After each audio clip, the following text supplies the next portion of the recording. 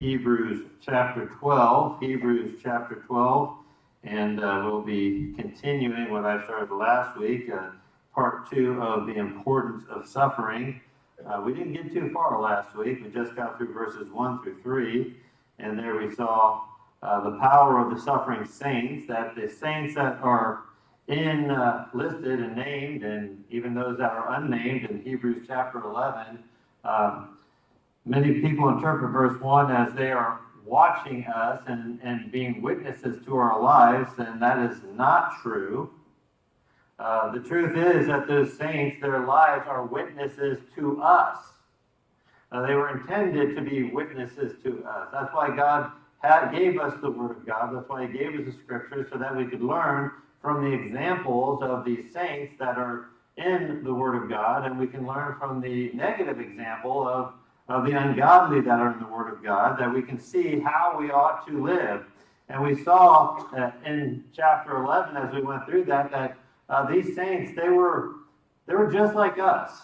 They were broken people. None of them were perfect. None of them had arrived. Even as we look at the apostles, we could look at each one of the apostles, and to different extents, we see some of their lives in the Word of God. And we see imperfections and failings, and yet they are great men and women of the faith, and they were great men and women of the faith that we saw listed because they trusted God.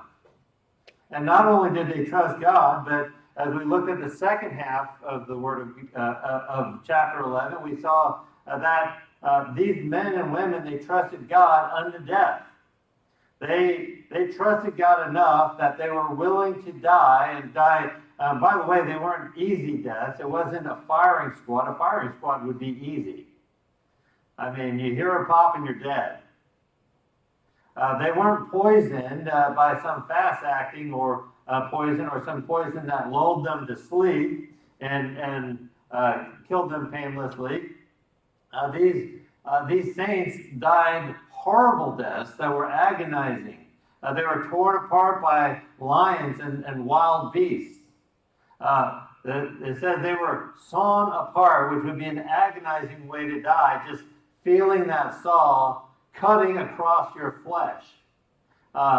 We probably have a little bit different perspective of that. I've lost a limb in a power saw, and it took literally less than a second to lose 2 fingers. And but when we look at what that means, how they had to do it then, it was a handsaw. It would have been back and forth and back and forth. How many people here have ever cut themselves with a handsaw before?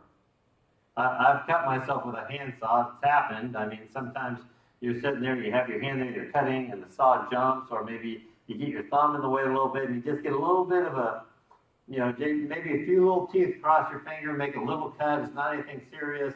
But it was pretty painful, wasn't it? It wasn't something like when I cut my fingers off with a power saw, and when I say cut my fingers off, I mean I did it by accident. It wasn't intentional. But I was working with a power saw, and I cut, and the saw failed, the brake failed, and I was distracted. I turned around and accidentally lifted my hand into the saw. I felt it. There was less than a second of pain. I clamped my hand down. My fingers were gone, and I really didn't feel any pain from that until the healing process started. But if you were to be sawn asunder with a handsaw, your nerves don't numb. You just keep feeling that pain. That saw just keeps cutting and making those nerves raw, so you feel every piece. And these people, they died horrific deaths because they trusted God. They were burned at the stake. They were drowned. Anyone here ever drowned before? Or feel like, obviously none of us ever drowned. We're all still here. We're not dead. But have you ever been underwater and opened your mouth and felt the water going down down into your lungs? And I just went whitewater rafting this week with my son Peter down the New River, and we had some class 4s and a class 5, and we hit this one, and you're supposed to keep rowing as you're going through, and the raft is just going all kinds of crazy, and I'm sitting there rowing. There's a few times I rowed, I leaned forward, I put my oar down, or my paddle down, and I pulled back as hard as I could, and I almost threw myself out of the boat because there was no water where I had my paddle. We were completely out of the water. And there was a couple times in these big rapids where I breathed at an inopportune time, and I got a face full of water that went into my mouth. And that can create a panicky kind of situation. And it's a hard way to die, because I know it has to be a hard way to die because it's not a pleasant way to not die. And these people, they have these horrific deaths, and yet in their suffering we see the power of God. That in their suffering, they prioritized their lives and said, God is my priority. And they had a clear view of Jesus Christ. They had a clear view that what they were striving for, what they were living for, was worth more, was greater than the suffering that they endured. And I think we forget that sometimes. We have it in our minds, and how many people here would say, you know what, I would just love to live a life without any suffering? Raise your hand if you say, I just don't want to suffer anymore. Okay, the rest of you didn't raise your hand. I think you're open for suffering, so meet me out back and I'll get a hammer.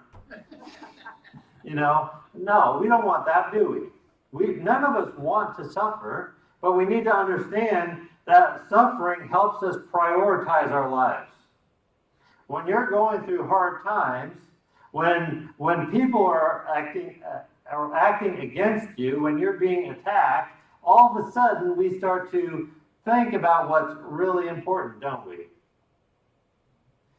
And so they started thinking about what was really important, and they realized that their reward in heaven was worth far more than what they were enduring here on this earth. They were looking to Jesus, the author and finisher of our faith, and they were trusting him completely, and they looked at his example as he suffered on the cross for our sake. Well, what did Jesus get out of dying on the cross?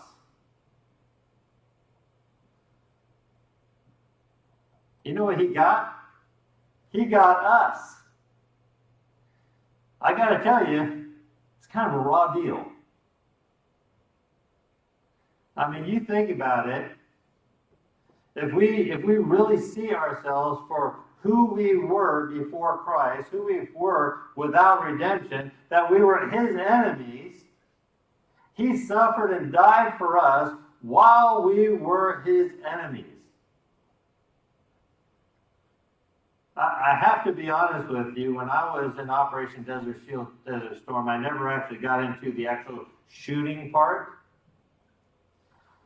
But I am 99.9999999 and infinitum% sure that I would not step in front of a bullet for the enemy.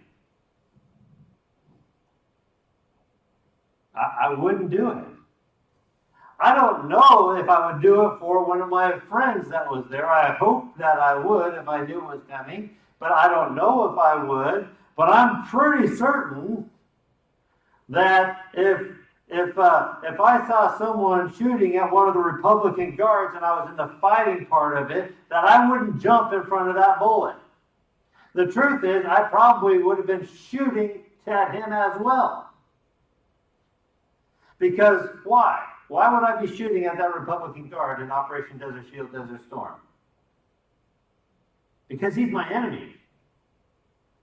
How many people here say, I will step in front of a bullet for my worst enemy? Raise your hand. Actually, stand up if you would do that. I would sit down, but I'll have a